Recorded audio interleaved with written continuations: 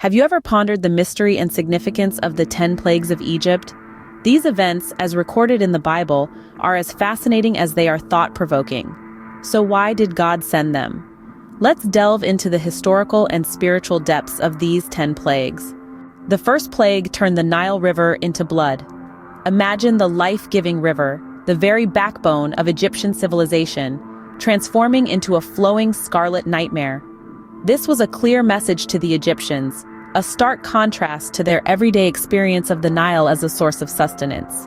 Following the river of blood, the second plague brought forth frogs, covering the land. From the palaces of the Pharaoh to the humblest of homes, no corner of Egypt was safe from the croaking invaders.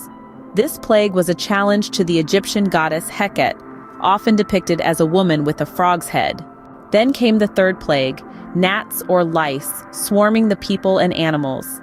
The Egyptian magicians who had been able to mimic the previous plagues found themselves powerless against this. They proclaimed, "This is the finger of God." The fourth plague introduced wild animals or flies. These pests brought chaos and likely disease, disrupting daily life and commerce. Yet, in the land of Goshen, where the Israelites lived, there was peace, making a clear distinction between God's people and the Egyptians. The fifth plague brought disease upon the livestock of Egypt, decimating their herds. The Egyptians revered certain animals as sacred, so this plague was a direct hit to their religious beliefs. And then, the sixth plague, boils. These painful sores afflicted the Egyptians, a physical manifestation of the spiritual corruption that had led them to enslave the Israelites. The seventh plague was hail, a terrifying storm that destroyed crops and livestock. This was a direct challenge to Nut, the sky goddess, and Seth, the storm god of the Egyptian pantheon.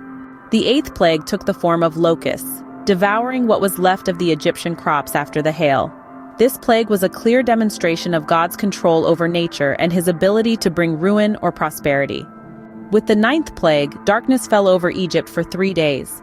This darkness was not just physical, but also symbolized the spiritual darkness that had fallen upon Egypt because of its oppression of the Israelites. Finally, the 10th and most devastating plague, the death of the firstborn. In every Egyptian home, the firstborn child died, from the royal palace to the simplest of dwellings. This was the final demonstration of God's power and judgment against Egypt's cruelty and idolatry. In summary, the 10 plagues of Egypt were not random acts of divine wrath, but rather, carefully orchestrated events aimed at discrediting the gods of Egypt and liberating the enslaved Israelites. Each plague targeted specific Egyptian deities and societal structures, demonstrating God's supremacy over them. Ultimately, the plagues served to reveal God's power, uphold his justice, and liberate his people. So, as we reflect on these events, we are reminded of the ongoing struggle between spiritual darkness and divine light, a theme as relevant today as it was thousands of years ago. Following our exploration of the 10 plagues of Egypt, it's important to note that these tales are derived from the book of Exodus, specifically chapters 7 through 12. Each plague is meticulously described, offering an in-depth look at God's immense power and his ability to topple the Egyptian gods and Pharaoh. The plagues in order of appearance include the transformation of the Nile into blood, the invasion of frogs, the infestation of gnats or lice, the swarm of wild animals or flies, a disease that ravaged the livestock, painful boils, destructive hail, a plague of locusts, an engulfing darkness, and finally, the death of the firstborn.